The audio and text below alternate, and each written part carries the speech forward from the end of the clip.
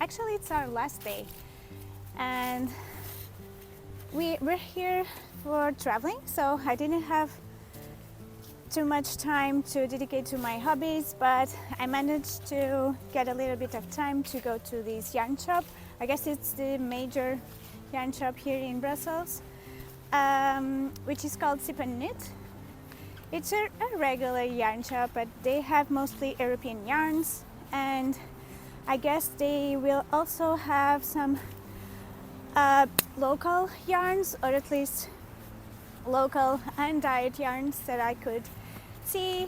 And so yeah, I'm just at the park at the moment and just see how lovely is the autumn here already. It's a little bit cold in comparison with Portugal, and yeah, it's a lovely day today, and I'm meeting my son and my husband, which are in the playground, and then I'll go to the Sip and Knit yarn shop.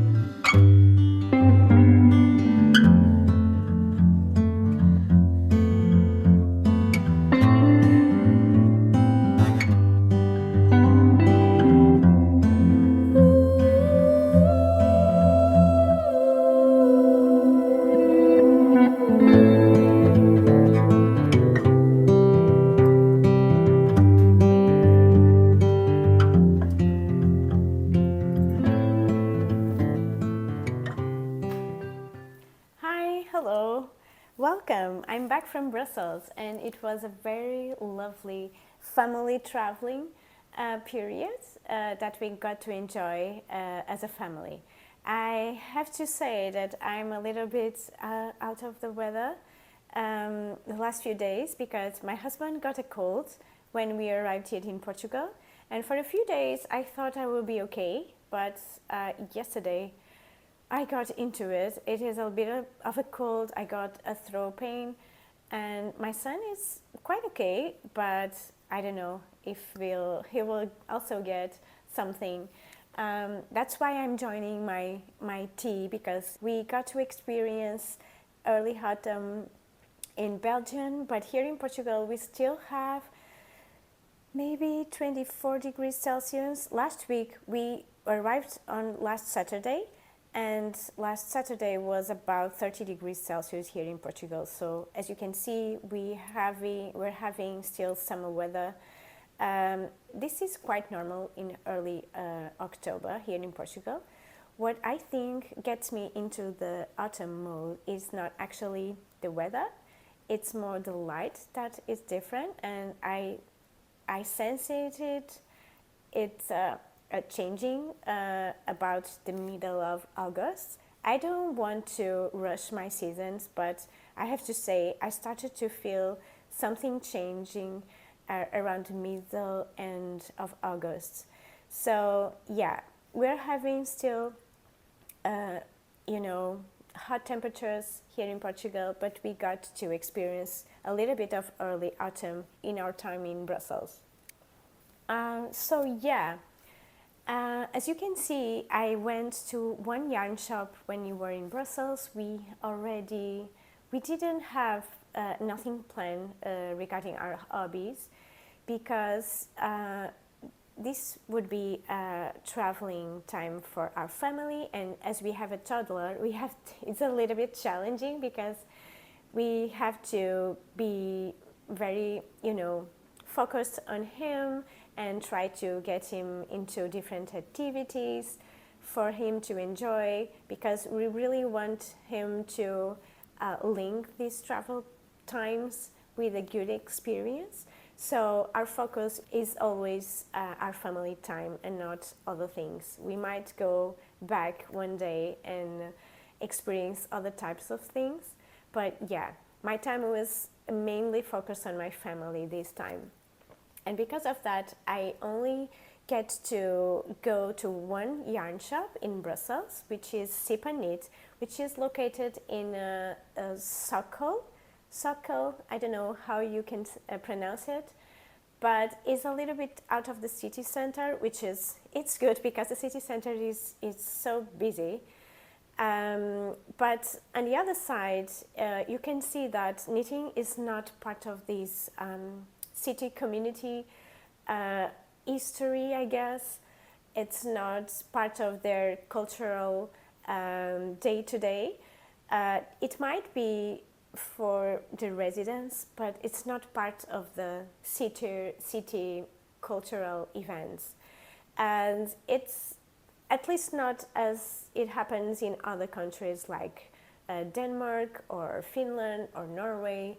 Yeah, it's a little bit different. It's more similar to what is happening here in Portugal, but it's not easy for me to say because I didn't study their knitting culture. They do have a lovely tapestry and lovely lace works, but I didn't find anything knitting related. We went to Bruges and also Antwerp, but we were there just for a few hours, so because of that I didn't thought about searching for knitting content at those cities.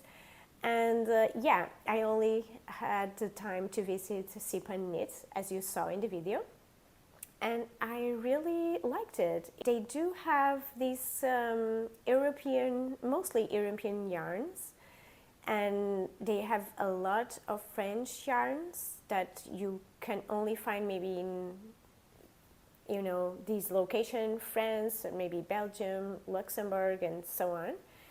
And the other yarns, I might say that they're pretty regular yarns that I can find easily here in Portugal, or through online shops. They do have some Portuguese yarn there, mostly Mondim by Retrosaria, which is a beautiful yarn that I already used before, and it's one of my most, my favorite yarns for socks. It's 100% wool. It has no nylon. It's not superwash. It's a very nice yarn. But rather than that, they don't have anything very special. It is a regular yarn shop. It is very cute. You can take some coffee there and talk a little bit, which is nice too. But I found that they had this yarn that, despite it's not from Belgium, it is hand-dyed in Belgium with plants or bugs and something else, which is this one. The brand is called By Night Dyes, and is naturally hand-dyed in Belgium with plants, bugs, and love. That's the other component that I was looking for. It is 100% blue-faced Leicester. I never knitted with blue-faced Leicester before, but the girl at the store helped me choosing something for sock knitting, because, as you know, sometimes when you go abroad, you don't have too many space in your bag. So she helped me in between several yarns that she had there. And I told her that sometimes my socks get a little bit scruff on the toe. For some people it's the heel, but for me it's the toe. And so I asked her if she had a more resistant type of yarn than merino, especially superwash, that I don't really love. So yeah, and she recommended this because she said that despite being a little bit more harsh, the blue-faced Leicester is good for socks, and it is a little bit more resistant than merino yarn. So I grabbed this color. She didn't have a lot of color options for this yarn, but I love this one. It is called Cashew, and I really like the color. So this will go to my stash. I don't have any pattern in mind for now, but yeah, as you already know, I don't have a huge yarn stash, but I like to have some yarn stash, because I remember in 2020, during the pandemic, when you couldn't go out, I really, used all my stash that I had at the time, and I was very grateful for that. So I might be growing a little bit of my stash regarding that, not too much, but regarding some specific time that I don't get to go to a yarn shop and pick some up. So that is all I grabbed in Belgium knitting related. Actually, I didn't bring much more with me, because we as a family, we did packed very, very small. So I didn't have the space for anything more, but knitting related, this was the only thing I grabbed when I was there. And this was the only piece of knitting that I brought with me to Brussels. It is my Masgo shawl. It is a pattern by Justyna Lodkowska. I think it is her name. And I knitted this a few years ago, maybe 5 years ago, I don't really remember, with 3 different colors of Ophelia yarn, which is a yarn by Ovelha Negra, which is my local yarn shop here in Porto.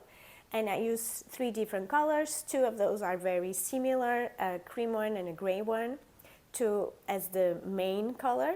And then you got to do these inserts of a contrasting color, and I really liked this blue.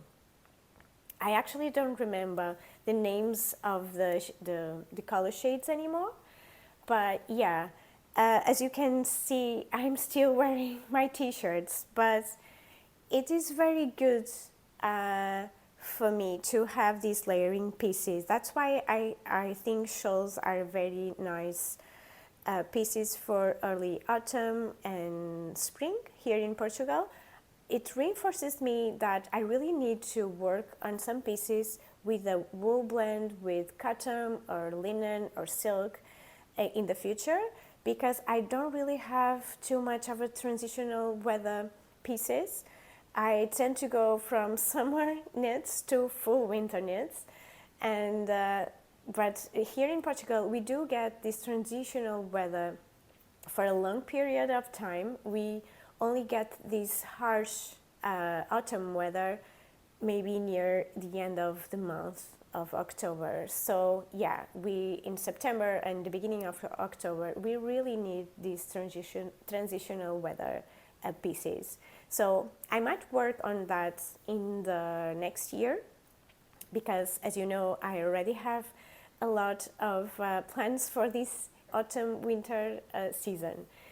So yeah, and because this is all I grabbed from Brussels, I decided that I really wanted to share a little bit about the project that I worked on while I was there, which is